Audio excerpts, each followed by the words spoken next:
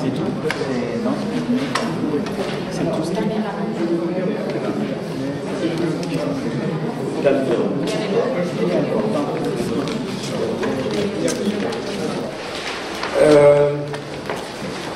Nous savons que le thème de cette semaine, c'est l'Afrique, un autre regard. Et pour cette soirée du mercredi 26 juin,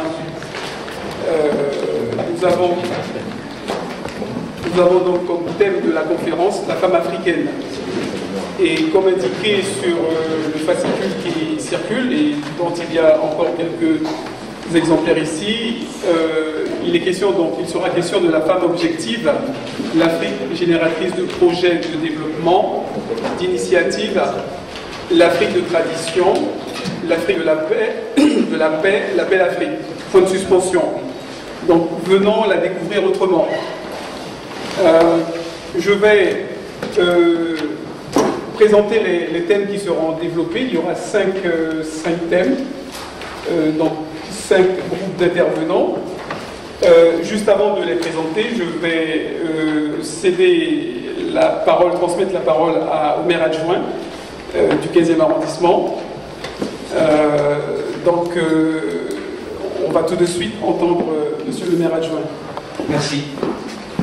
Bon, je pense que sans micro, vous pourriez m'entendre, mais d'abord je voudrais commencer par vous dire que j'ai des remerciements à exprimer à l'égard de toute l'équipe de la Maison des Associations qui a fait vraiment un travail remarquable. Je vous assure, je suis associé en tant que maire adjoint ici, chargé des associations à cette préparation, mais moi je suis soit d'assez loin et je peux constater que toute l'équipe qui entoure la direction de la MDA, notamment Evelyne qui est là, elle est ici, voilà, il y a Isabelle également, il y a Amram, il y a aussi des garçons, et je mémorise plus facilement les prénoms féminins que masculins, excusez-moi. Bon, et franchement, vous n'imaginez pas tout le travail que ça représente. Il y a des échanges constants pour des questions matérielles, mais qui sont essentielles. Par exemple, l'accrochage des tableaux, le transport des bouteilles. Je sais que notre ami Diarra y a largement contribué. Non, vous n'imaginez pas le travail que ça représente. Et donc, je pense que c'est normal et qu'on les remercie. Et je souhaiterais qu'on puisse les applaudir, parce que franchement, ils le méritent. Alors, maintenant, j'en viens à l'objet même de notre débat. Il s'inscrit dans le cadre de la semaine africaine. D'emblée, quand il m'a été proposé d'associer la mairie du 15e à cette manifestation, j'ai donné mon accord. Pourquoi? Parce que je suis un homme qui est amoureux de l'Afrique, je le dis sincèrement. J'ai eu des responsabilités comme délégué interministériel qui m'ont amené à beaucoup voyager en Afrique pour essayer de promouvoir notamment le commerce équitable. Et c'est vrai que ce que j'ai pu voir sur place rompait avec l'image qu'on diffuse complètement dans certains médias d'une Afrique qui serait tout le temps en retard du train de la modernisation. J'ai pu, sur place, constater qu'il y avait une volonté de développement, que les femmes, les hommes y contribuaient largement et que les associations jouent un rôle déterminant. Mais ce que j'ai pu observer ici, depuis que je suis adjoint aux associations, c'est-à-dire depuis 2008, auparavant j'étais adjoint à la santé, eh bien, c'est que vraiment la diaspora africaine qui se trouve dans tous les pays européens, pas seulement en Europe d'ailleurs, j'ai vécu au Canada et aux États-Unis, j'ai pu là aussi noter le rôle moteur que joue la diaspora, et franchement, moi ça me rend confiant. Je me dis que l'Afrique est en train de bouger, qu'elle connaît aujourd'hui des taux de développement considérables, que nous pouvons lui envier, nous en Europe, honnêtement, ça n'a rien à voir. Alors, c'est vrai qu'il y a encore un certain nombre de séquelles et qui sont importantes de la colonisation, il faut appeler un chat un chat. C'est la raison pour laquelle, personnellement, j'ai tenu à ce que, et je la salue, que Diane, qui représente ici une association qui fait un travail remarquable, un travail de mémoire, pour rappeler le traumatisme qu'a constitué la colonisation dans pratiquement tous les pays africains, la responsabilité que ceux qui ont été à l'origine de cette de ce que moi j'appelle véritablement une abomination ont pu porter, mais malgré cela l'Afrique va de l'avant, et ça aujourd'hui je suis persuadé que nous allons en avoir des témoignages. Voilà, je ne veux pas abuser de votre patience, sachez que vous pouvez toujours compter sur la mairie du 15e et qu'elle le fait, j'insiste là-dessus, et ceux qui me connaissent savent que ce n'est pas un propos en l'air, dans un esprit absolument apolitique. Nous sommes là avant tout pour servir la population, pour servir les associations et pour essayer de vous apporter tout le concours qu'on peut apporter. Voilà, je vais rester avec vous comme simple témoin parce que j'ai envie d'apprendre beaucoup de choses. Voilà, félicitations à tous les intervenants et puis franchement, encore merci à l'équipe d'AMPA.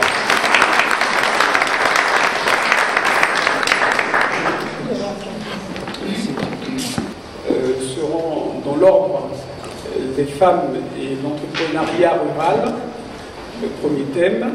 Le deuxième, les femmes africaines et la diaspora. Troisième thème, le militantisme des femmes africaines. Quatrième thème, le rôle de la femme africaine dans sa société et le rapport avec les hommes.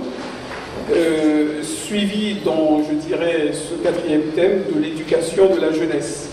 Et enfin, la diversité culturelle.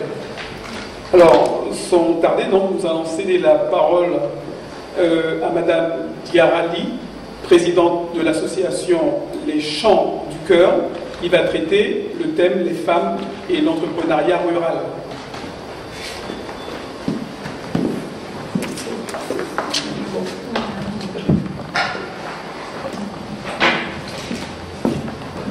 Bonsoir.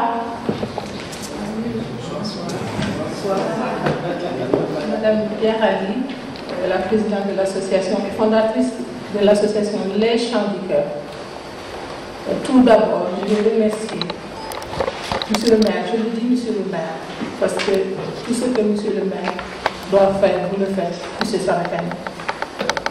Vous êtes un adjoint auprès des associations, mais grâce à vous, nous avons toujours le courage de continuer, malgré les manques de subventions, malgré les manques financiers, malgré la difficulté. Mais vous nous encouragez, vous êtes toujours auprès des associations, auprès du public.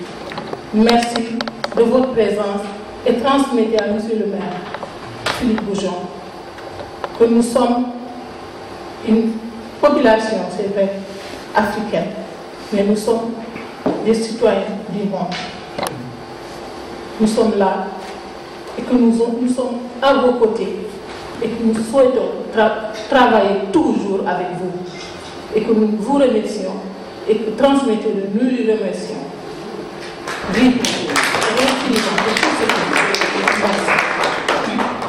Pour limiter le temps qu'on nous a accordé. Donc, le thème que je vais aborder, c'est la femme et l'entrepreneuriat. Il y a des sous-thèmes, la femme rurale et la coopération. Quand on dit coopération, sud-sud, nord-sud. Donc, je commence d'abord par la femme et l'entrepreneuriat. Femme qui est un noyau de la famille. Les femmes africaines, certaines sont des chefs d'entreprise qui consacrent l'essentiel de leur temps et de leur revenu au bien-être de leur famille et à leur société aussi. Comme vous le savez bien, les objectifs du millénaire pour le développement OMD fournissent une feuille de route de base pour le développement et pour l'après 2015 grâce à un travail commun de femmes. Ça a créé des synergies qui permettent d'exploiter les programmes qui visent à l'autonomisation économique et le leadership des femmes. Nous, femmes africaines, en tant que femmes entrepreneurs, je vais juste vous donner quelques pays où des femmes, on a tendance à leur donner des sous-noms. Comme exemple, au Bénin, il y a des femmes qui sont des femmes nanabens. Je ne sais pas si vous entendez ces noms de femmes, les nanabens. Ce sont des femmes d'affaires qui ont fait les beaux jours de l'économie togolaise. dans les années 60 et 80. Ce sont des mastodontes qui assistent devant les états de tissu hollandais, le produit cosmétique de beauté. Donc, je vais donner la suite à une dame, une femme qui répond à ce thème, c'était juste pour introduire, qui répond à ce thème, qui est une femme, qui a son entreprise, qui développe aussi une activité économique, qui participe du côté social et culturel, qui va développer l'activité surtout juste sur les cosmétiques, les produits cosmétiques de beauté et la coiffure. Donc je vous la présente, Madame Juliette Levat, qui va vous parler de cette activité, de ce que font les femmes, l'entrepreneuriat féminin. Il y a beaucoup de choses que les femmes font, malgré les difficultés qu'elles rencontrent. Sur le plan du travail, sur le plan familial, mais elles sont toujours présentes. Elles sont toujours là. Elles sont des femmes créatives, des femmes qui innovent, qui réfléchissent, qui apportent beaucoup à la société. C'est ce que cette femme va aujourd'hui développer du côté de ce thème-là et montrer que grâce à ces produits alimentaires, avec la carotte, les légumes, les fruits, on peut avoir aussi et développer une activité qui génère beaucoup d'économies, qui participe non seulement à l'économie du pays qui nous accueille, mais aussi du pays d'origine. Madame Juliette Levat, je vous laisse la parole.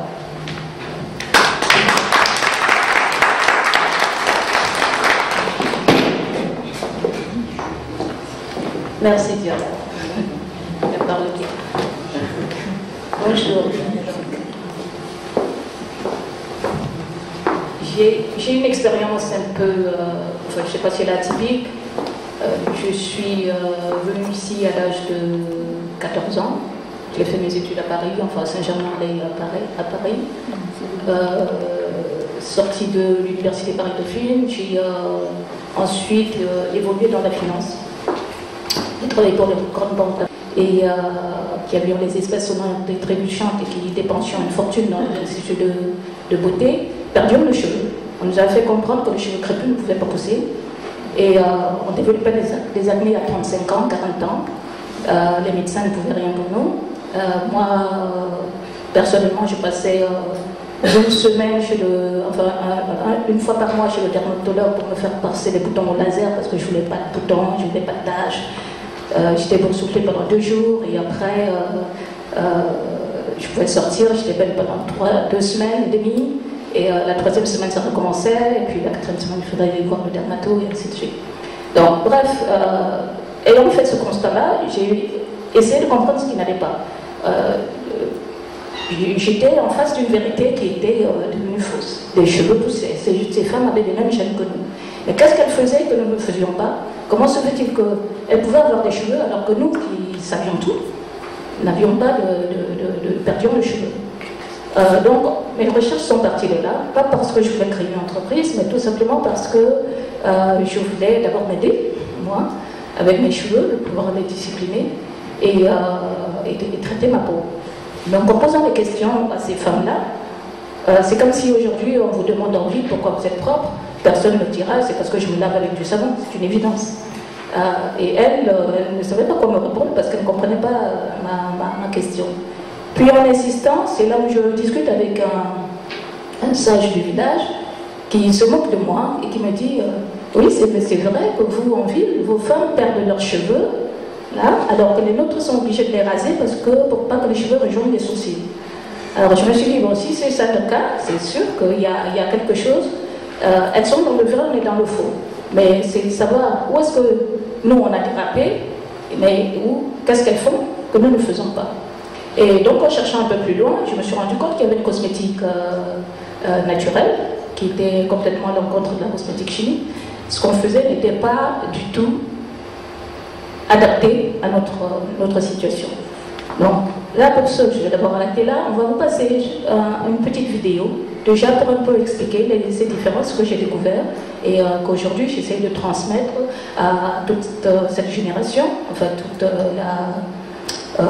les Noirs d'aujourd'hui qui sont dans l'erreur comme je l'ai été pendant très longtemps, et pour aider tout le monde à pouvoir avoir ses cheveux.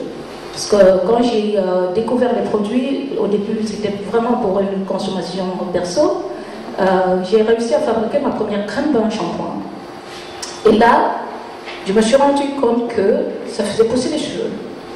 Et c'est là où ma culture, je veux dire, matérialiste de Dauphine, plus ma culture bamileke, d'entrepreneur, a fait titre.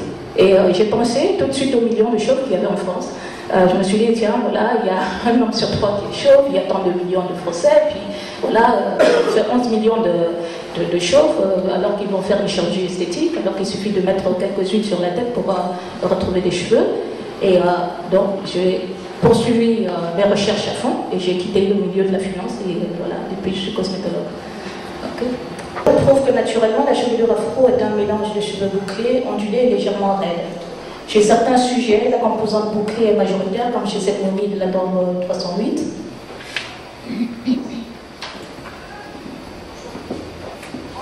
Aujourd'hui, grâce à la pratique des techniques ancestrales africaines de soins cosmétiques naturels, la jante noire, même métissée, peut retrouver cette texture bouclée du cheveu afro.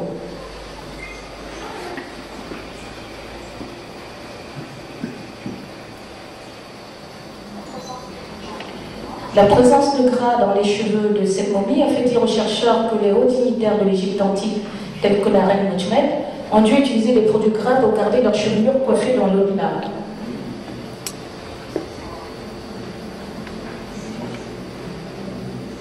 Or, les recherches du Centre Belcalouette démontrent que pour maintenir la texture normale de naissance du cheveu afro, qui a tendance sèche, il lui faut un apport permanent en gras.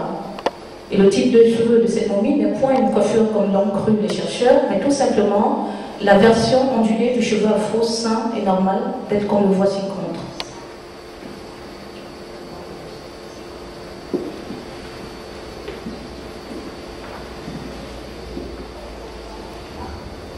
Il peut également arriver que la composante lisse du cheveu afro soit majoritaire, comme chez Sector Mbéja du Soudan ou encore chez Ginger, mort depuis plus de 5000 ans et qui est la momie la plus ancienne de leur communauté respective ou de la communauté africaine en général. Les femmes africaines se retrouvent au sein des associations migrantes pour se réunir autour des objectifs du développement du continent africain. Les préoccupations. Notre préoccupation centrale est de permettre aux femmes d'acquérir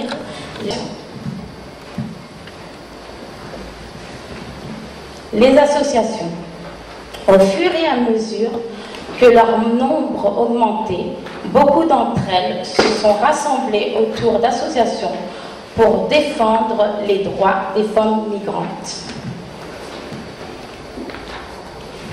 Les réunions.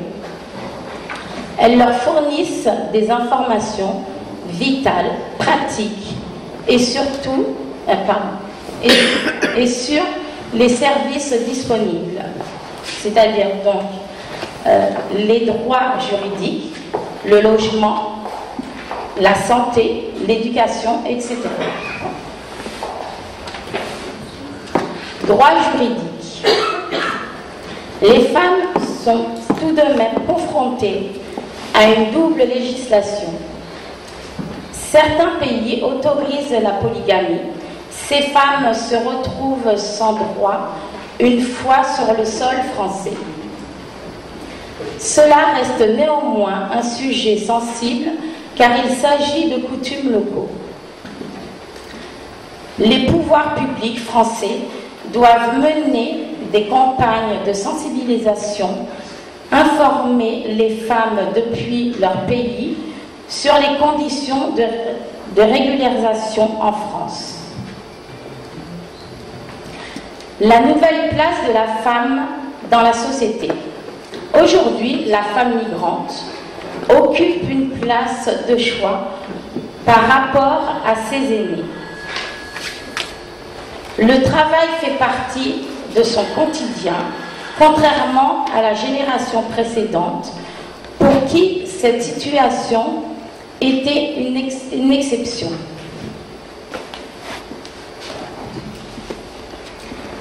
Émancipation des femmes. Le combat quotidien des femmes finit par porter ses fruits. Le droit d'expression est aujourd'hui un acquis chèrement gagné par les primo-arrivants. Ce droit profite à la nouvelle génération qui doit le préserver tout en élargissant sa portée. La réussite des femmes. La réussite des femmes se fait dans plusieurs domaines. Certaines sont diplômées dans leur pays, mais ne trouvent pas d'équivalence en France. Cette difficulté est accrue due à la barrière de la langue et la méconnaissance des lois en vigueur. Malgré tout, certaines ouvrent des commerces et y font leurs évolutions, notamment dans la coiffure, comestique et d'autres domaines. C'est un moyen d'intégration, mais surtout d'indépendance pour elles.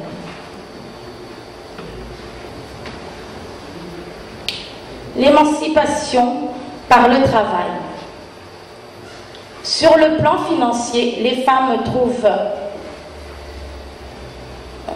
pouvant compter sur leurs propres revenus, notamment par le biais de coopératives. La réussite au rendez-vous. Alors que l'immigration des femmes, souvent qualifiées, est en augmentation, la présentation sociale de la femme immigrée évolue très lentement. La condition de la femme a bien changé depuis les premières vagues de migrants. En effet, les femmes étaient contentées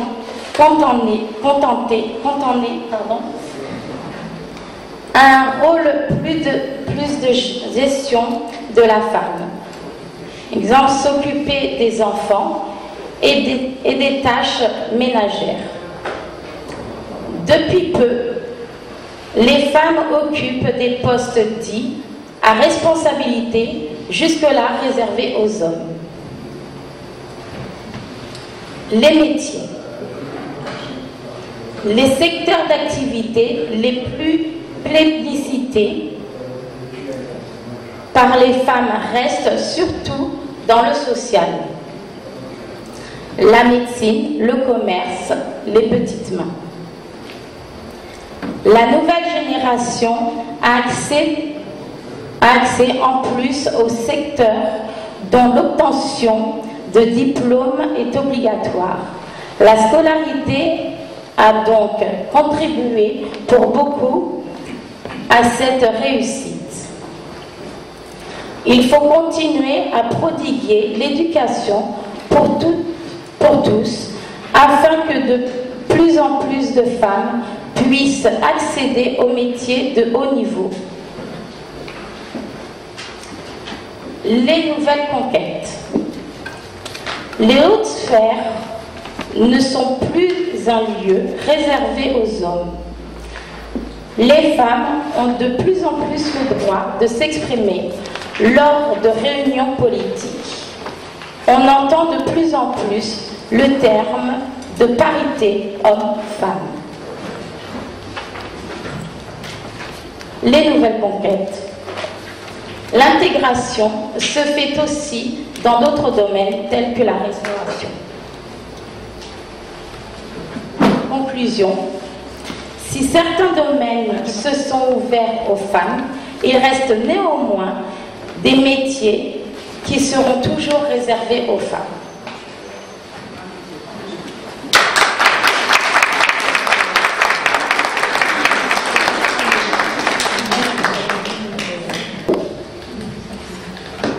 va traiter le thème « Le militantisme des femmes africaines ». Donc, la parole, Madame Jay. Bonsoir, mesdames, messieurs. Ravi de vous accueillir aujourd'hui à cette grande conférence de la femme africaine. Je suis Madame Jay Adjaratou. Je suis la présidente fondatrice de l'association Les Dames de Cœur. Notre siège social se trouve à la MDA 14 et je profite de cette occasion pour remercier la mairie du 15e, remercier Monsieur le maire adjoint ici présent. Bonjour, c'est aujourd'hui que j'ai fait votre connaissance. Et remercier la MDA 15 qui nous a invités suite à une soirée débat qu'on avait organisée, les Dames de Cœur et deux autres associations, la MDA 14 avec Madame Marchand, Sylvie Marchand. Le thème de cette conférence, c'était de parler des femmes actrices de développement en Afrique. Et on avait eu l'occasion d'inviter la MDA 15 et notre chère amie Evelyne était présente au nom de la MDA 15. Et quand il a voulu, avec toute l'équipe de la MDA 15 pour pouvoir mettre en place ce grand événement, elle s'est adressée aux Dames de Cœur du 14e et tous nos remerciements à vous, Evelyne, à la MDA 15, à la mairie du 15e. Merci beaucoup. Très sincèrement, on a été vraiment très contente, les Dames de Cœur, tout comme l'équipe de la MDA 14 de cette invitation. Encore merci bien, Monsieur le maire. Merci bien, Evelyne. Les Dames de Cœur, c'est une association 1901 destinée à toutes les femmes du monde, notamment celles qui sont issues de la diaspora africaine, maghrébine et asiatique, pour la défense des droits des femmes, pour la parité, pour l'insertion et la réinsertion professionnelle des femmes, pour la formation professionnelle des femmes, pour l'entrepreneuriat féminin. Moi-même, je suis une chef d'entreprise. Après 10 ans d'activité qui s'est reconvertie en 2011 dans le social, suite à la demande de mes sœurs africaines. Et aussi, on a comme activité la médiation conjugale, on accueille des femmes qui ont des problèmes conjugaux, comme le faisaient nos mères, nos grands-mères africaines en Afrique. Et pour terminer par cette belle solidarité internationale. Aujourd'hui, pour cette conférence africaine, l'association Les Dames de Cœur aura à vous présenter, mesdames, messieurs, 16 femmes militantes africaines. Elles sont des milliers en Afrique et dans la diaspora. Mais vu le temps qui nous est imparti, on a choisi que 16 femmes à vous présenter aujourd'hui. Parmi ces 16 femmes, nous avons sélectionné Madame Aminata Dramane Traoré, une révoltée altermondialiste. Fantani Touré, artiste de la paix 2011. Maître Soraya Meiga, avocate, rapporteur spécial sur les droits de la femme en Afrique de la Commission africaine des droits de l'homme et des peuples. Joséphine Ouedrago, secrétaire exécutif d'Enda Charmon. Sarah Seremi, femme d'affaires et militante des droits de la femme burkinabé. Were Idini, la mystique camerouno-ivoirienne. Justine Dufaux, militante des droits des femmes camerounaises. Caroline Diop, pionnière de l'émancipation de la femme sénégalaise. Maria Maba, militante des droits des femmes sénégalaises. Professeur Nyoro Ndiaye, militante des droits des femmes, la parité, le leadership et le développement. Docteur Binte Diop, la personnalité sénégalaise du Time Magazine. Hélène Johnson, Sir Yves, la dame de fer du Libéria. Wangari Maathai, la femme qui parlait aux arbres, la femme kenyane. Gossi Ogojo Ivela, l'executive woman du Nigeria. Damaris Mamarchand, la Marianne noire au service des femmes migrantes. Khadi Koïta, son combat contre l'excision. Elle dit que la mutation est un crime.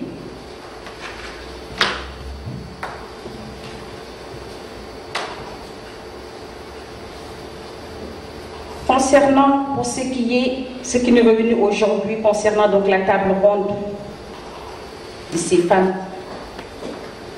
militantes africaines, on aura donc à vous faire une petite introduction en vous disant que la situation des droits de la femme en Afrique reste complexe. Plusieurs gouvernements ont signé les conventions internationales en faveur du respect des droits de la femme, mais le manque de volonté politique et certaines mœurs freinent l'épanouissement de ces dernières. En effet, la représentation légale dans le processus décisionnel n'est pas à la fois assurée et accomplie.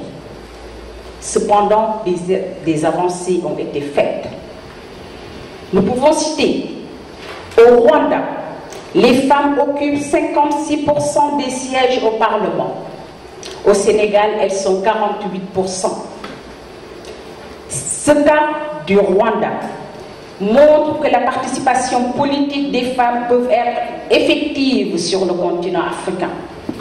De plus, certaines femmes africaines militent pour le respect de leurs droits, des droits de leur famille, de leur communauté et de la société en général.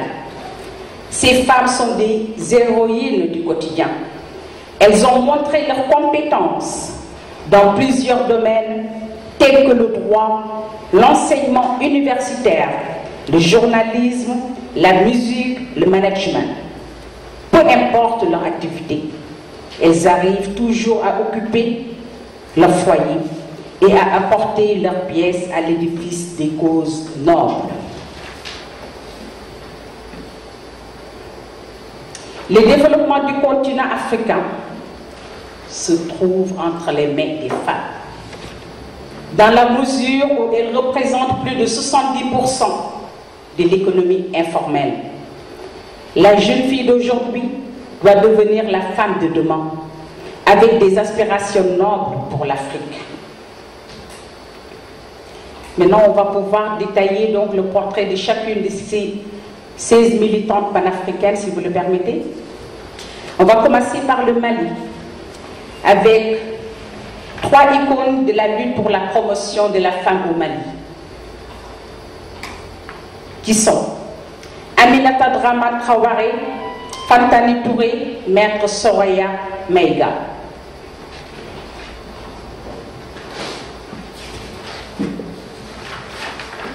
Aminata Dramane Traoré, une révoltée altermondialiste. Avant d'être militante altermondialiste et l'auteur d'essais mondialement connus, la Malienne Aminata Dramane a eu un parcours riche et varié.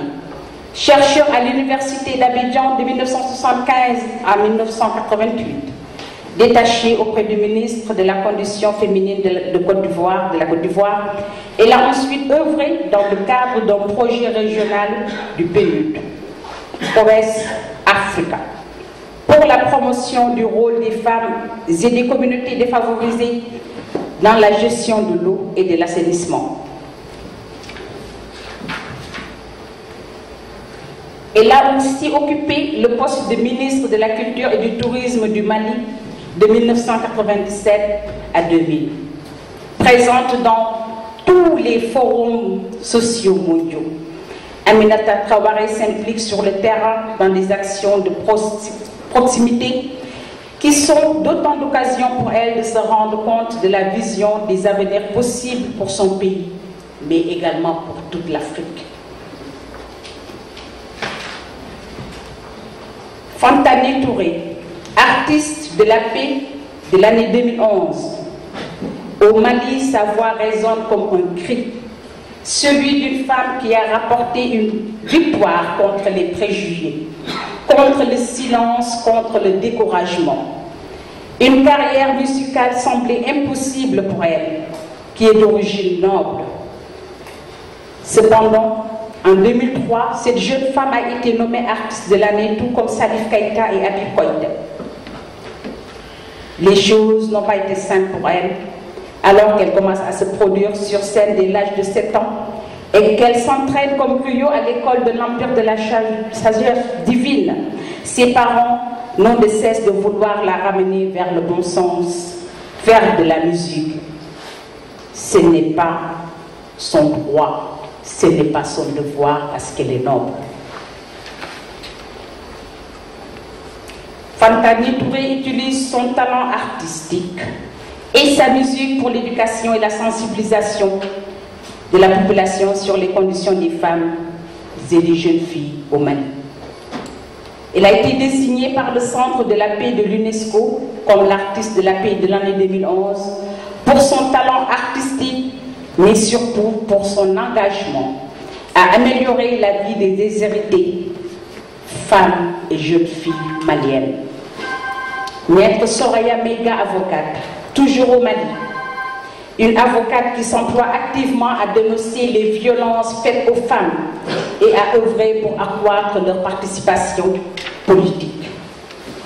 Maître Soraya Mega est depuis novembre 2007 rapporteur spécial sur les droits de la femme en Afrique de la Commission africaine des droits de l'homme et des peuples, principal organe de promotion et de protection des droits humains sur le continent africain. Ce poste qu'elle occupe est hautement stratégique pour les femmes africaines. Au Burkina Faso, nous avons le portrait de Joséphine Ouédraogo et de Sarah Seré-Sérémé. Joséphine Ouédraogo, elle est le secrétaire exécutif d'Enda Tiers-Monde. Les femmes sont nombreuses à travailler dans le domaine social, mais il est plus difficile qu'elles évoluent dans le secteur scientifique et technique, ingénierie, génie civil, aviation, aéronautique, agronomie, entre autres. Joséphine Ouédraogo a réussi à briser le plafond de glace en devenant la première femme africaine à occuper le poste de secrétaire exécutif d'Enda Tiers-Monde depuis près de 30 ans. Sarah Seré-Sérémé, femme d'affaires et militante des droits de femmes, la participation politique des femmes est un vaste chantier au Burkina Faso. L'accession aux instances de décision des femmes relève encore de l'utopie. Les femmes représentent moins de 4% des députés de l'Assemblée nationale. Sarah Seré-Sérémé, militante des droits des femmes depuis plus de 15 ans, lutte pour la promotion et le renforcement des capacités des femmes burkinabées. Elle a financé la construction d'une école de formation pour les jeunes filles de sa région du Sud. Vérévéré Liking, la mystique camerouno-ivoirienne. Elle est née au Cameroun, mais elle a vécu en Côte d'Ivoire. Elle est aujourd'hui considérée par nombre d'artistes africains comme une légende. Née en 1950 au Cameroun, cette dramaturge et metteur en scène s'installe en 1978 en Côte d'Ivoire, dont elle prend aussitôt la nationalité. Elle est surnommée la reine-mère et côtoie les plus grands chanteurs, artistes africains. Sa voix compte dans les milieux internationaux de l'art. Justine Dufaux, militante des droits des femmes. En mai 2010, le Cameroun fêtait le 50e de son anniversaire, de son indépendance, à la même période que de nombreux pays africains. La situation des femmes, malgré tout, n'a pas évolué au Cameroun. Elles sont toujours marginalisées et le gouvernement n'a jamais fait de la promotion de la participation politique des femmes. Il n'en a jamais fait, en tout cas pour le moment, une priorité. Le problème est exacerbé par le fait que celles qui sont présentes à l'Assemblée nationale ne font pas de plaidoyer pour l'accession des femmes aux instances de décision. Dans le domaine de l'enseignement universitaire au Cameroun, les femmes sont lésées. Sur les 7 universités publiques que compte le pays, aucune femme n'occupe de poste de recteur. C'est dans ce contexte qu'une éducatrice et militante des droits des femmes, Justine Dufaux, a fondé en 2003 l'Institut de formation et de coopération pour le développement, qui œuvre pour le renforcement des capacités d'action des femmes, pour une meilleure efficacité des programmes de développement et pour l'égalité des genres. Au Sénégal, Caroline Diop, pionnière de l'émancipation de la femme sénégalaise, elle a été la première femme députée et ministre au Sénégal. Elle était l'épouse de Demba Diop, assassinée en 1947. Caroline Diop a participé à la création du mouvement féminin associé à l'Union progressiste sénégalaise. Elle devient ensuite députée entre 63 et 68, devenant alors la première pionnière femme de l'histoire du pays et a intégré l'Assemblée nationale. Elle est décédée le 29 juillet 1992 à Dakar. Maria Maba, écrivain et militante des droits des femmes, elle a donné naissance à 2 enfants. Elle obtient le divorce de son mari, le député et ministre Obey Diop. Suite à son expérience du mariage, Maria Maba s'engage pour nombre d'associations féminines en propageant l'éducation et les droits des femmes.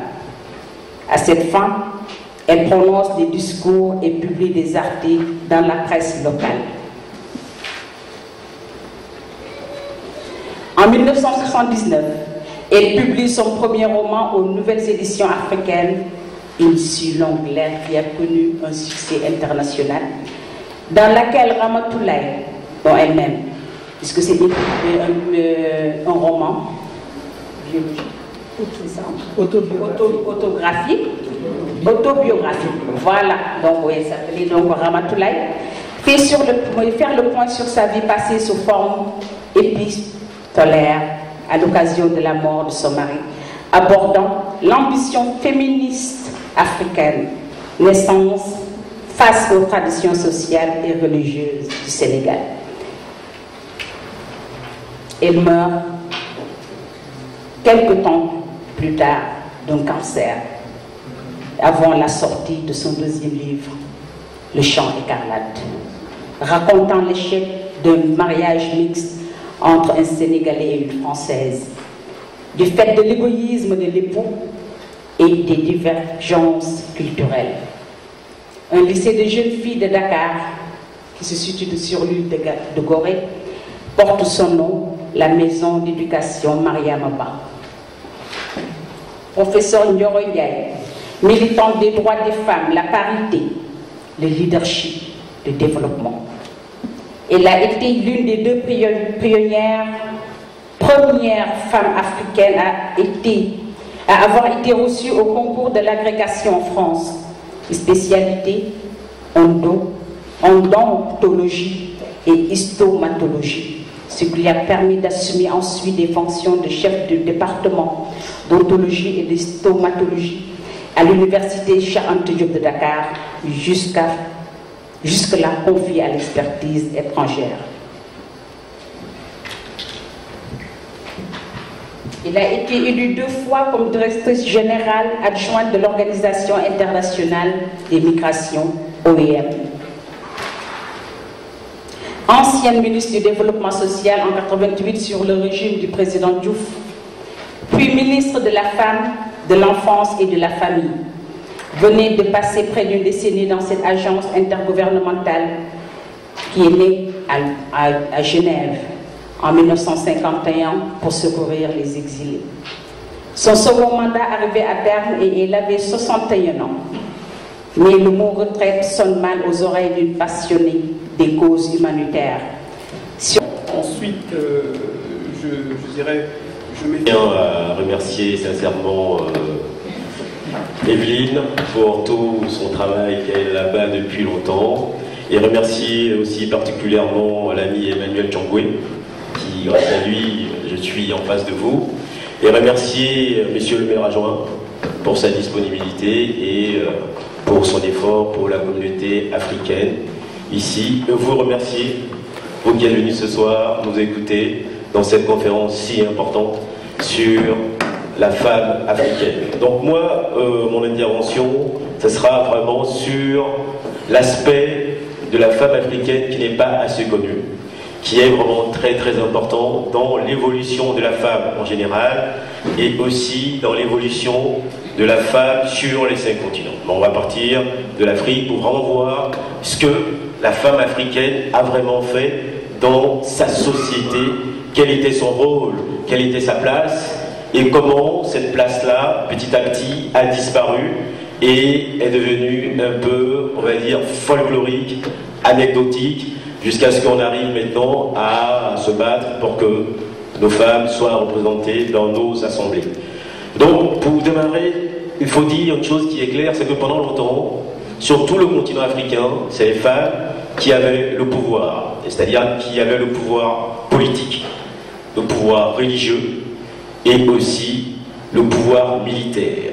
Et il faut le dire, c'est très important. Et pendant toute cette période-là, l'Afrique a été sécurisée. A tellement été sécurisée à tel point que quand la première fois les Européens vont en Afrique, ils rencontrent la reine Nadiessou. Et ils étaient tellement étonnés, ils se disent mais c'est pas possible, nous on attend une armée, un pays où il y a un roi, ou une armée où il y a des hommes, mais c'est les femmes qui sont en face de moi, c'est pas possible. Et c'est vrai. Et pratiquement dans tous les pays, les femmes ont vraiment occupé ce rôle-là qui est très très important partout, à tel point que il y a eu des règles non écrites, mais qui sont encore vivantes. En fait, c'est le principe du matriarcat. C'est-à-dire, c'est la reconnaissance de la force et de la place de la femme africaine dans nos sociétés. Ça veut dire quoi en clair? Ça veut dire qu'en termes d'héritage, par exemple, encore aujourd'hui, malgré les cassures dans nos sociétés, la plupart des héritages sortent du lignée matrilinéaire. C'est-à-dire que la femme conserve encore toute sa place en ce qui concerne le legs. Et vraiment, c'est très très important. Et pendant longtemps, ça a été comme ça jusqu'à ce qu'il y ait les premières cassures, d'abord dues aux guerres, dues à l'esclavage et dues à la colonisation, qui ont fait que petit à petit, il y a eu une dislocation. À tel point que quand on va par exemple sur l'empire de Madagascar, le Madagascar actuel, pendant longtemps, Madagascar a été gouverné par des femmes. Et c'est une femme, la reine Ravalomanana I et II, qui ont protégé Madagascar contre toutes les invasions. À tel point qu'elle a imposé dans son royaume, elle a interdit toutes les autres religions, sauf les religions malgaches, typiquement malgaches, pendant longtemps.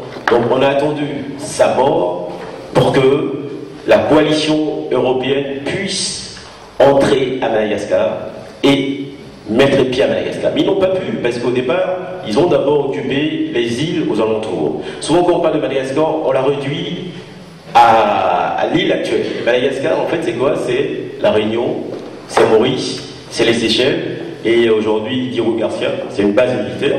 Tout ça, c'est là, c'est Madagascar.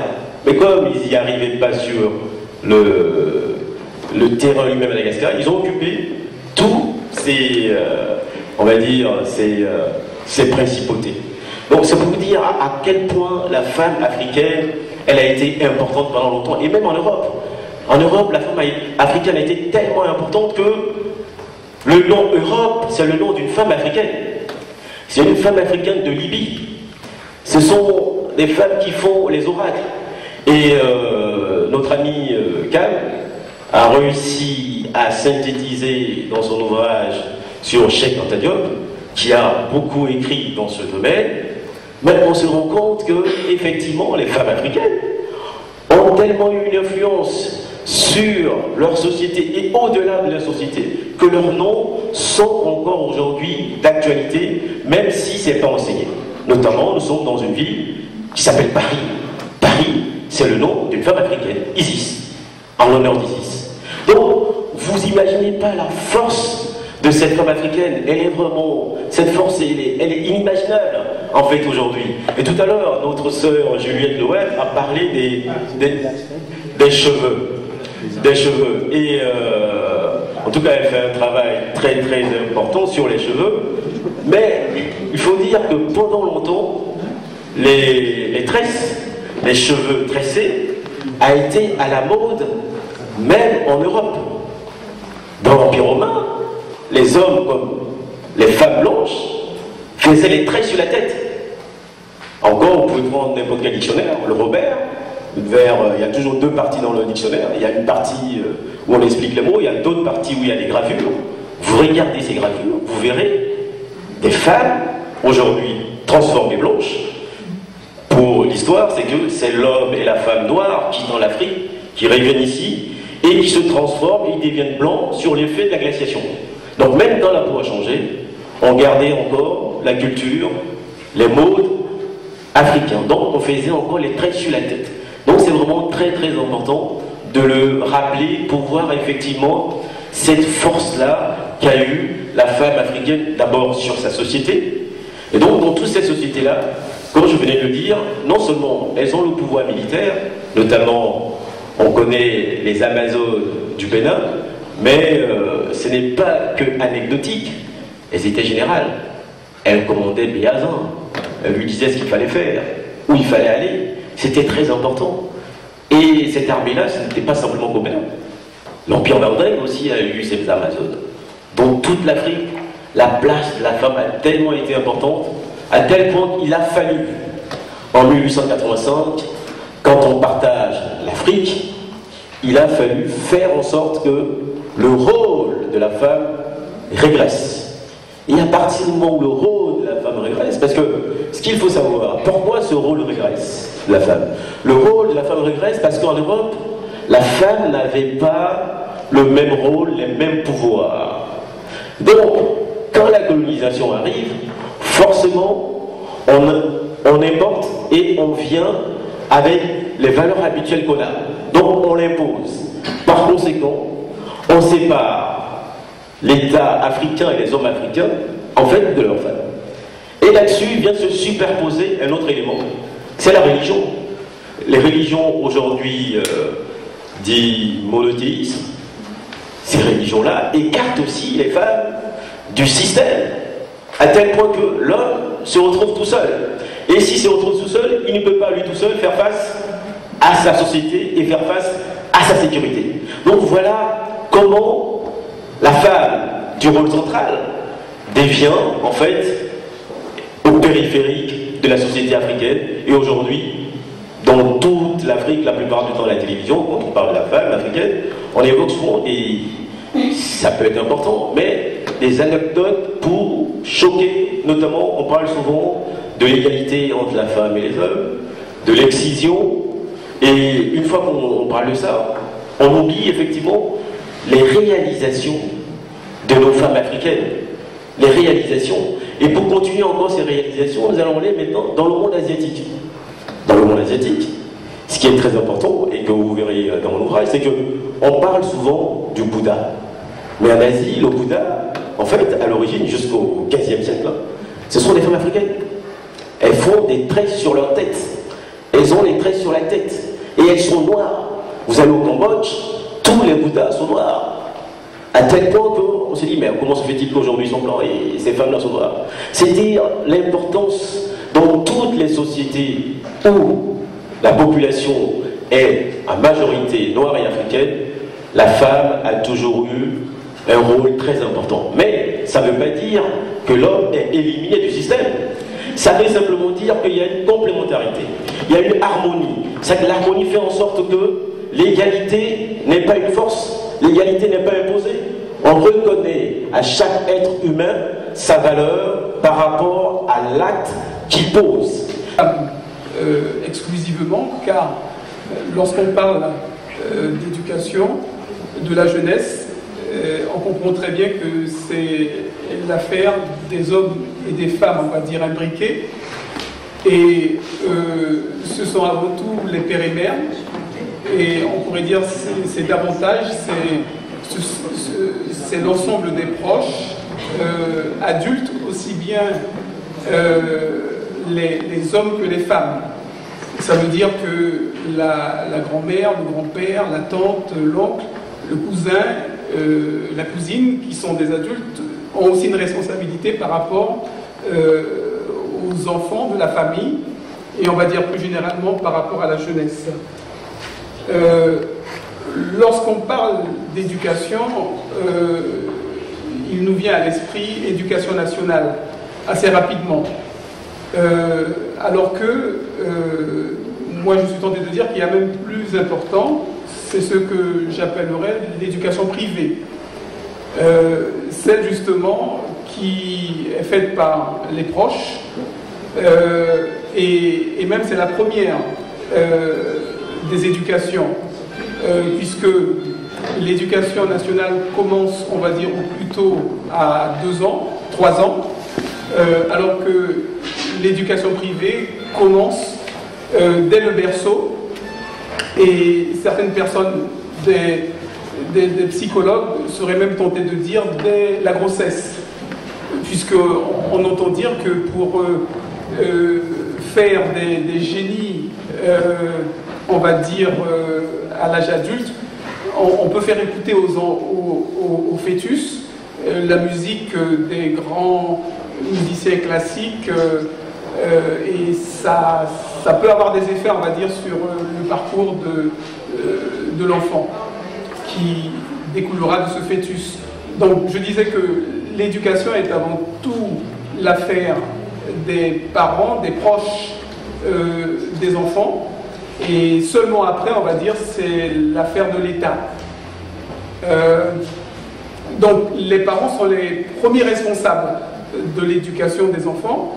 Il y a même des spécialistes de l'éducation qui disent que l'école n'est pas là pour éduquer, mais elle est là pour instruire.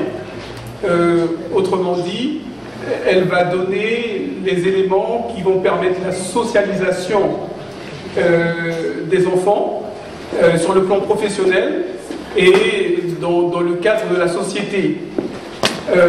Par contre, on va dire, pour ce qui est des outils intellectuels et des schémas mentaux grâce auxquels les enfants seront à même d'atteindre les objectifs les plus élevés, on va dire objectifs sentimentaux, familiaux, professionnels, sociétaux, au cours de leur vie adulte, ça dépend avant tout des parents, des proches, et non pas de l'éducation nationale. Pour certains, d'ailleurs, l'éducation nationale tend même à niveler, on va dire, les enfants. On ne voudrait pas qu'il y ait trop de têtes qui dépassent. Et donc, les parents peuvent, je dirais, prétendre à ce que leurs enfants occupent les postes les plus importants dans la société. Dans l'idée aussi que tout le monde doit avoir les mêmes chances. Alors, j'accélère pour dire que... Il nous reste 2 minutes. 2 minutes, merci. Que l'éducation en question privée, c'est pour enclencher, on va dire, une séquence ou un schéma mental qui serait la connaissance de soi, l'estime de soi et la confiance en soi. Lorsqu'on se connaît, on va dire, au niveau d'un peuple, notamment parce qu'on connaît son histoire, eh bien, on est à même d'avoir l'estime de soi, individuellement, collectivement, et à la suite, d'avoir une confiance en soi, grâce à laquelle on est en mesure de relever, je dirais, tous les défis de l'existence, et donc de régler les problèmes auxquels on est confronté. Alors, cela suppose que les parents, on va dire, sont eux-mêmes, on va dire, éduqués, formés. Ils connaissent leurs classiques. Pour, comment dire, paraphraser Cheikh Anta Diop, on va dire il faudrait qu'ils possèdent, qu'ils connaissent le corps de sciences humaines, on va dire africaines. Ce sont les classiques. Alors on pourrait donner des noms, Cheikh Anta Diop, Garvey, présenté donc par messieurs Matoutou et Paul Delors-Beaulé. Mesdames, Messieurs, bonsoir. Je suis Paul Delors-Beaulé, journaliste pour le compte de l'association Accès. Déjà dans un premier temps, je tiens à remercier, déjà par ma modeste voix, au nom de la présidente qui n'est pas là en ce moment. Je tiens à remercier déjà le comité d'organisation, principalement, notamment Evelyne. Je remercierai également les associations qui prennent part à cet événement et aussi la mairie du 15e arrondissement, la mairie de Paris et tous les participants présents et absents, surtout pour votre disponibilité. Je dirais par la suite que l'association Accès, c'est une association d'aide au développement social et culturel d'enfants en difficulté. Ça veut dire quoi? On retiendra principalement le mot aide.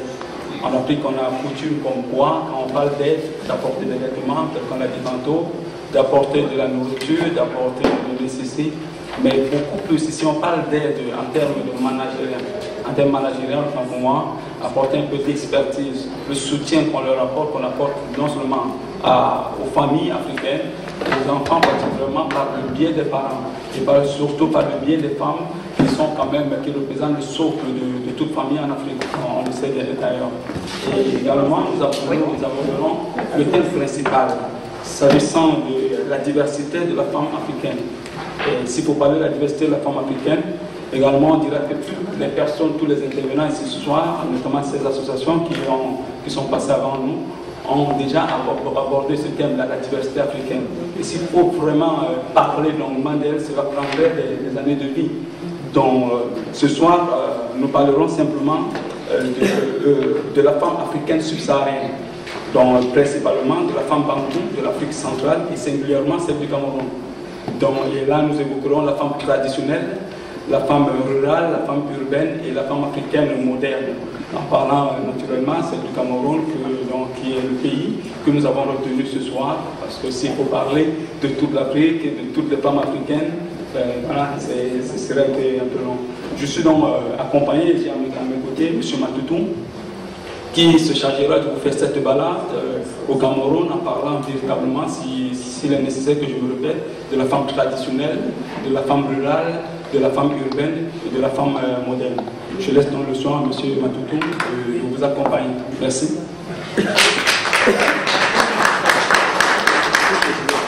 Une fois de plus, merci de votre présence. Nous allons, une fois de plus, essayer de vous présenter ce que c'est que la femme africaine traditionnelle. La chasse, la cueillette et le ramassage. Elle a une technique qui n'existe nulle part, du moins à ma connaissance. Une technique médicinale à base des plantes et des écorces d'arbres. Certains de nos produits utilisés ici en Europe, au niveau des produits cosmétiques, viennent de ces femmes-là qu'on n'a jamais présentées. C'est le lait, c'est l'huile de karité. Cette huile de karité provient d'un arbre qu'on appelle le moabi. Et cette femme africaine, c'est la femme pygmée. Cette femme africaine, c'est elle qui tient le foyer. Elle se couche la dernière et elle se lève la première. Elle porte son bébé sur son ventre et la ôte sur le dos. Elle ne met rien sur la tête. Elle pratique le commerce avec la femme rurale, celle qui vit au village. Et cet échange, il n'y a pas la présence d'argent, c'est le troc. Elle apporte des produits qu'elle a pu trouver dans la forêt, c'est-à-dire la viande, l'huile de karité et les plantes médicinales qu'elle donne à la femme rurale. Celle-là lui remet en retour des produits de première nécessité, c'est-à-dire le savon, les produits vestimentaires et autres. Cette femme africaine traditionnelle ne s'est pas encore intégrée malgré les efforts de certains États. Elle est restée traditionnelle. Quand elle est invitée dans une séance de danse, elle peut commencer à danser à partir de 23h jusqu'à 6h du matin sans arrêt.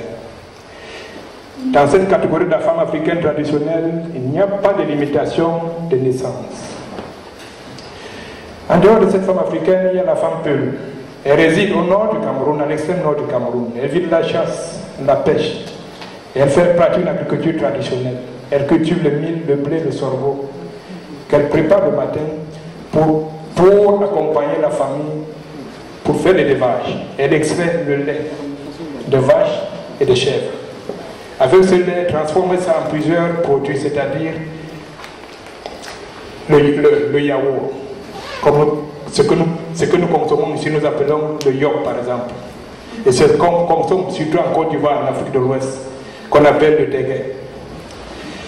Maintenant, nous allons passer à la deuxième étape qui est la femme rurale, nos mamans, pour la plupart parmi nous. Celle-là, c'est une femme au foyer. Elle fait de l'agriculture. Et la plupart des produits que nous consommons ici à Château-Rouge viennent de nos villages. Ce sont ces femmes-là qui ont fait cette culture. Et ce sont ces femmes-là, à travers cette culture, les produits de cette culture, que nous sommes ici aujourd'hui. C'est à travers ces femmes, c'est le produit de cette agriculture qui alimente nos grandes villes. Que nous soyons du nord de l'Afrique, l'Afrique centrale, de l'ouest ou de l'ouest. Ce sont ces femmes elles se sont regroupées en association. Et dans cette association, elles font des transactions, parce qu'à l'époque, il n'y avait pas de banque. Et jusqu'à ce jour, les mœurs de la banque ne sont pas encore intégrées dans nos cultures. Raison pour laquelle elles pratiquent ce que nous appelons au Cameroun les tontines. C'est un système d'échange monétaire qui est basé sur la confiance et le parrainage. Et là, nous avons la deuxième étape de la femme rurale. Et maintenant, nous allons passer à la femme citadine, celle qui a été à l'école et qui n'a pas pu avoir des niveaux très élevés. Soit elle est sortie du circuit scolaire parce qu'elle a été enceinte, soit elle est sortie parce que les parents n'avaient plus de moyens pour l'envoyer continuer ses études, ou bien n'a pas eu la capacité de continuer. C'est cette femme-là qu'on retrouve dans tous nos pays d'Afrique, et surtout au Cameroun. C'est elles qui tiennent l'économie du Cameroun et de l'Afrique centrale. Elles sont en majorité des commerçantes, à tous les niveaux. Elles sont dans l'économie informelle, la santé. Elles sont des infirmières et des soignantes. Elles sont ce que nous appelons ici les techniciens de surface. C'est là où se trouve la majorité des femmes africaines. C'est elles qui font l'économie. Elles vont dans les villages pour acheter les produits vivriers qu'elles vendent en ville et dans les villages environnants, dans les villes environnantes et dans les pays environnants. Et c'est ça qui arrive ici à Château-Rouge. Ces femmes-là, nous les respectons. Et comme toutes les femmes du monde, nous les respectons. Et surtout, nous avons vu encore l'hospitalité de la femme africaine. Il y a des événements malheureux qui sont encore dans nos images. Certains de nos frères n'ont pas pu s'entendre pour X raisons ou d'autres, on ne sait pas. Nous avons vu monsieur le président François Hollande se trouver dans un pays d'Afrique, le Mali, et j'ai encore ces images dans ma tête, comment une femme africaine l'a embrassé. Je ne crois pas qu'il a déjà eu ce genre de bracelet, ce genre de geste depuis qu'il est né. C'était au Mali. Ça, c'est l'hospitalité de la femme africaine. Maintenant, nous passons à la quatrième étape de la femme africaine, celle qui a fait des études universitaires, la femme moderne, celle la plupart de celles qui se trouvent en face de moi, celles qui se sont immigrées, comme on dit, mais elles sont parties de l'autre côté de l'océan pour apporter un plus-value aux familles, aux communautés qu'elles ont laissées derrière. C'est la femme africaine moderne. Celle-là, elle a fait des grandes écoles, on la retrouve partout. Cette femme-là, elle est aujourd'hui dans l'armée, colonel, commissaire, que sais-je encore, professeur d'université. Et c'est elle qui tient même l'OUA. Aujourd'hui, c'est elle qui est présidente. Donc nous encourageons toutes les femmes pour aller dans la même voie et de ne pas baisser les bras. Nous avons une autre chose. Ces femmes-là, nous ne devons jamais les oublier. Au-delà de cette lourde charge familiale, la femme africaine fait face à son milieu.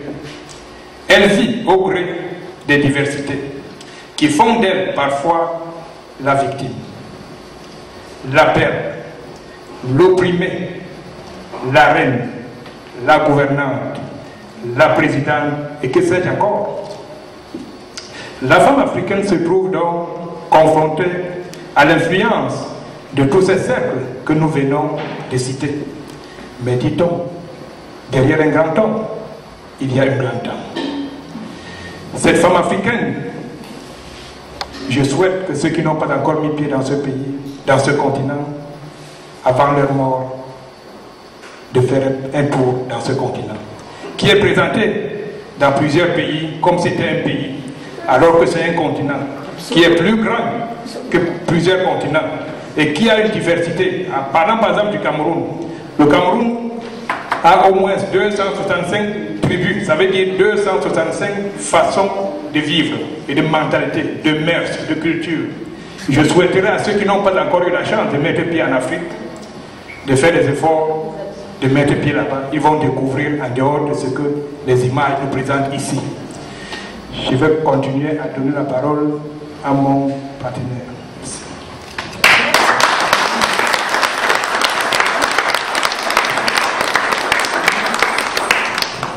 Merci pour cette intervention. Voilà, je pense que M. Matoutou vous a bien baladé en vous parlant de la femme africaine, la femme africaine subsaharienne, notamment de la femme bantoum d'Afrique centrale et celle du Cameroun. C'est en résumé, le temps étant vraiment très imparti, on ne peut pas faire mieux que ça, mais je vous demanderai de retenir et de garder, que nous gardions tous en esprit, que la femme est en mémoire, dans nos mémoires, que la femme africaine est initiatrice et inspiratrice de la diversité culturelle de la femme universelle. Tout simplement parce que, quand même, on le dira, il faut quand même le retenir, l'Afrique est le berceau de l'humanité. Donc on s'arrêtera là pour aujourd'hui. Merci encore une fois.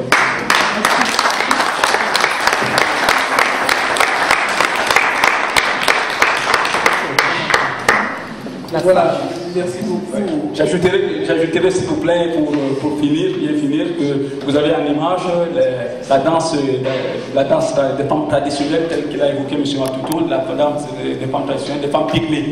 Donc c'est que nous avons retenu cela pour vous parce que c'est pas très évident, c'est pas très courant. C'est qu'ainsi que dansent les pygmées, les femmes bantoum, les femmes traditionnelles, véritablement. On aura l'occasion d'autres fois de revenir là-dessus. Merci une fois de plus.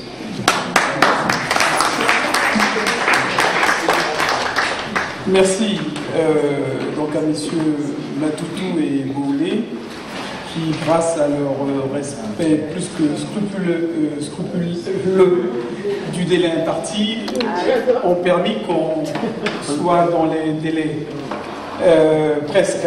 Alors, on va passer donc à la partie questions-réponses. Oui, d'accord. Et donc, on a jusqu'à 20h30, c'est bien ça? Oui. Pour que donc les intervenants, interpellés, puissent répondre. Alors, je vais donc passer la parole. Je dirais vers... Oui, non, simplement, on va commencer par là, très bien. Donc, je passerai dans le rang pour proposer le micro et donc qu'on pose la question. Voilà. Je vous remercie et je tiens tout simplement à remercier les organisateurs de cette belle soirée parce que c'est quand même rare qu'on rend autant hommage à la femme africaine. Merci Evelyne. Vous êtes un de mes partenaires puisque j'ai double casquette. Je m'occupe de l'antenne jeune dans le 15e arrondissement de la ville de Paris. En même temps, je suis une militante féminine. Je suis malienne d'origine. Je ne peux vraiment pas commencer mon intervention sans avoir une pensée pour nos sœurs au Congo, au Mali, qui sont violées. Des femmes qui souffrent, des enfants qui souffrent, à cause de vraiment l'ignorance, je dirais, et de l'insouciance de certains des hommes qui veulent uniquement que le pouvoir. Cela est dommage. Ce que je voulais dire, et assez rapidement, je rends hommage à la femme africaine, comme vous venez de le décrire, de nos bleds, villages, jusqu'au niveau du sommet. Au niveau du bled, pourquoi? Parce qu'il faut comprendre l'essence de la femme africaine. La femme africaine, depuis le village, Je vous félicite pour la qualité des interventions. Notre association, donc la coordination pour l'Afrique de demain, est participante donc, à cette initiative et je la représente aujourd'hui. J'ai plusieurs casquettes et en tant qu'aînée, je suis vraiment fière de vous avoir entendu, vous, mes sœurs, et puis vous aussi, le fils. Vraiment bravo. Quand je vous ai entendu, je me suis dit, ah, quand on va mourir, eh bien, on sera tranquille. Parce que ce que Thibaut, qui est parti, a dit tout à l'heure, concernant les cérémonies qui célèbrent l'entrée du petit garçon à l'adulte, eh bien, le scoutisme qui a été institué en nous. Donc ça, c'est quelque chose d'assez formidable. Et puis je suis d'origine bretonne et je retrouve certaines qualités entre, enfin, ce sont des spécificités entre les femmes africaines et les femmes bretonnes. Et puis j'ai eu la chance extraordinaire d'avoir un grand-père extraordinaire. J'ai beaucoup de marins dans ma famille. Et j'avais un grand-père qui disait, entre une femme bien et un homme bien, la femme est toujours mieux que l'homme. Et ça, c'est une chose qui a toujours été véhiculée chez nous, et j'en suis intimement convaincue. Alors, en dehors de cela, j'ai fait des études de francophonie, donc j'ai eu des professeurs extraordinaires, j'ai eu Marie Scondé, j'ai eu Hélène Castelot, j'ai eu des gens comme ça. Et c'est vrai que j'ai un intérêt formidable pour l'Afrique, et je crois qu'on a tous une forme. Et l'Afrique, géographiquement, physiquement, est extraordinairement belle. Elle est fascinante. C'est un continent absolument fascinant. Et là, dans le domaine purement professionnel, je suis chargée de mission pour une ONG. Je suis en train de monter un prix de francophonie qui s'adresse aux 5 continents et que j'ai souhaité dédier à la littérature de jeunesse. Et la littérature de jeunesse en Afrique, c'est un petit peu quand même un parent pauvre. Et ça, c'est un énorme problème parce que ça fait que l'enfant n'a pas exactement toute la connaissance de son histoire, de son patrimoine. Donc voilà, donc ça c'est quelque chose d'important. Je trouve que vous êtes extraordinaire, vous êtes toutes absolument extraordinaire. Donc là, je vais poser une question bien particulière à la première personne, ça va être beaucoup plus simple, même si j'ai des questions pour tout le monde. Est-ce que vous voudriez nous expliquer comment vous avez fait, comment vous avez réussi à monter ce qui correspond à une entreprise en France, comment vous avez fait ça, quels sont les liens que cette entreprise, que je suppose vous avez un siège certainement en France, quel est le lien que vous avez avec l'Afrique? Et est-ce que vous avez un lien particulier? Parce que moi je retrouve des qualités que je trouve chez les Bretons, qui sont extrêmement attachés à la médecine traditionnelle. Et Dieu sait si en Afrique, je pense toujours aux Bushmen et autres qui ont vraiment une connaissance extraordinaire de la nature. Donc je voudrais que vous nous parliez de ça un petit peu, si vous voulez bien.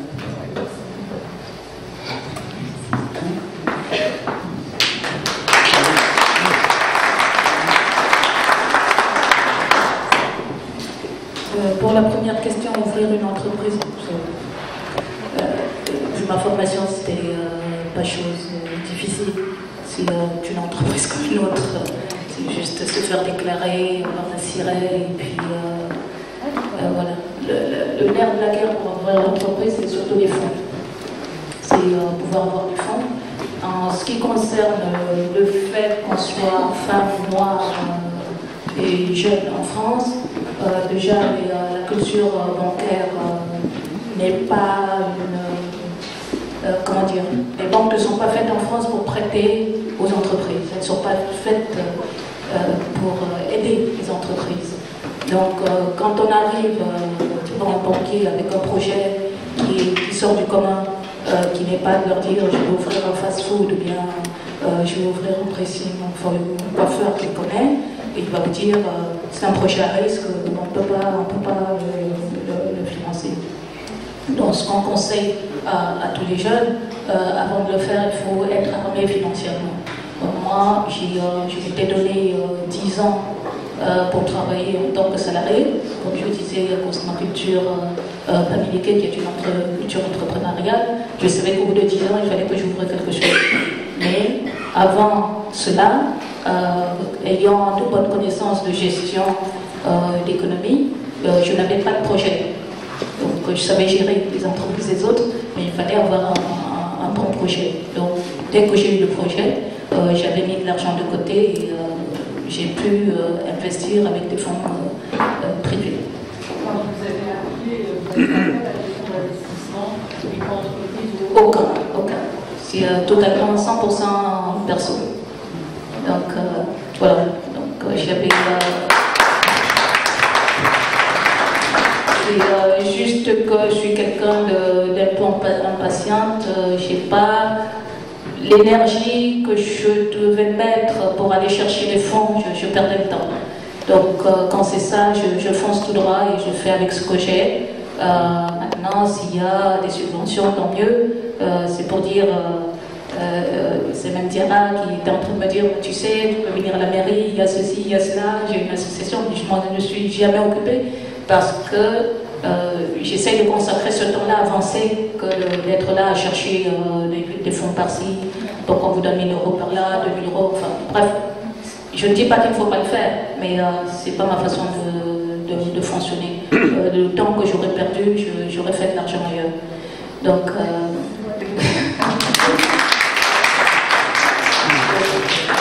voilà pour ce qui est d'entreprendre. Et comme je dis aux jeunes, ils sont très impatients. Il faut savoir qu'une entreprise, pour qu'elle soit viable, il faut quand même avoir au moins 3 ans de fonds de côté pour pouvoir tourner, même si on ne gagne pas de l'argent. Si vous tenez 3 ans, vous pouvez être sûr que vous allez un peu avancer. Si vous tenez 5 ans, c'est sûr que vous allez y arriver. Donc, mais malheureusement, souvent ils commencent avec même pas 6 mois de fonds et pensant que parce qu'ils ont fait leur calcul dans la tête, ils pensent que dès qu'ils vont ouvrir, les clients n'attendent que pour acheter. Je veux dire, moi quand j'ai commencé, je me suis dit en faisant mes calculs, il y avait 11 millions de choses en France. Donc voilà, si je vendais des produits aux 11 millions tout d'un coup, effectivement, je n'aurais pas eu de problème d'argent. Mais je suis encore très très loin d'atteindre même le million de consommateurs. Et pourtant, ça fait 16 ans que j'ai commencé. Donc, aux jeunes, il faut qu'ils comprennent que le temps, comme on dit au Cameroun, la patience c'est d'être urgent. Non, l'urgence c'est d'être patient. Voilà. Donc, il faut vraiment trop de patience dans ce métier-là et y croire. Et comme je dis toujours, on me dit, tu y crois combien? Je dis à 4000%. Si vous y croyez vraiment, vous allez y arriver. Mais si vous n'y croyez pas, au moindre à la moindre petite difficulté, vous allez baisser les bras. Mais il faut des fonds. Ça c'est sûr que le jour où vous prenez un bail, le loyer commercial n'est pas comme un loyer perso. Si vous ne payez pas à temps, le propriétaire a le droit de vous mettre dehors. Même si vous payez avec 2 jours de retard, même si c'est payé, vous avez perdu. Donc il a le droit de vous faire expulser alors que son loyer est payé. Donc c'est pas comme les maisons individuelles où on va se dire, bon voilà, c'est l'hiver, je suis couvert, on est couvert en rien. Donc il faut avoir ces fonds-là. C'est dommage d'aller investir dans un fonds, lui mettre tous ces trucs dedans et puis 6 mois après se faire expulser comme un propre juste parce qu'on n'a pas prévu, je veux dire, à peu près ces 3 ans d'investissement où on sait qu'on ne va pas manger, on sait que l'entreprise passe avant tout. Donc voilà pour le côté entreprise. Maintenant, comment je travaille, ma technique est une technique ancestrale africaine. Ce sont des techniques ancestrales africaines qu'on a revisitées et remis au goût du jour. Effectivement, bon, aujourd'hui, par exemple, quand on soigne la calvitie, à l'époque, les anciens n'avaient pas de problème de calvitie parce que la technique était préventive. Donc, du coup, c'était juste une hygiène à suivre pour ne pas devenir chauve.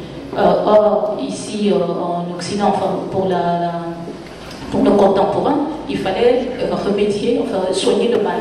Donc, il a fallu, comment dire, refaire des recherches pour voir comment est-ce qu'on peut revenir à l'origine. Le cheveu crépus, c'est la même chose. Les techniques, là on parlait des pulls, le fait de soigner l'enfant dès la naissance, d'avoir la bonne hygiène capillaire, va faire que l'enfant va garder des cheveux coiffables, va garder ce mélange de cheveux ondulés bouclés lisses qui ne va pas crêper et qui ne va pas lui apporter des problèmes d'alopécie que la majorité des nôtres connaissent. Donc, les techniques de base, aujourd'hui, quand on va voir des pulls et qu'on reprend leurs techniques, on les applique sur nous, ça ne marche pas. Ça ne marche pas parce qu'on vient sur un terreau déjà abîmé, on a utilisé des mauvais shampoings, on a eu des agressions chimiques sur les cheveux, et ces produits préventifs ne marchent plus sur nous qui avons abîmé la peau ou les cheveux. Donc, d'où la recherche. Bon. On travaille avec l'Afrique, parce que tous les produits, tous les intrants sont des produits tropicaux. Donc on fabrique tous les produits, toute la partie, la matière première et toute la première partie de la production est faite là-bas. Carte de visite, de site, parce que les 290 €, il me semble que la dernière fois, Mme Raïsa, qui s'occupait de la communication, elle nous avait dit qu'un site, ça coûte à peu près ça. Est-ce que c'est pas plus de nous mettre, de créer notre propre site déjà, pour soit plus visible? C'est une interrogation, hein. C'est juste une interrogation. Je vais intervenir par rapport à ce qu'il a bien soulevé. Je trouve que la participation d'Evelyne à cette rencontre par rapport à la course des héros, elle a été bien. Oui. Elle est une grande opportunité pour toutes les associations qui existent déjà, qui sont en devoir de faire des projets ou qui sont en devoir d'aider les autres. C'est une très bonne opportunité pour toute association, quelle qu'elle soit, du moment où une association existe déjà et qu'elle est en cours de création. Cela permet d'évoluer différemment et de ne pas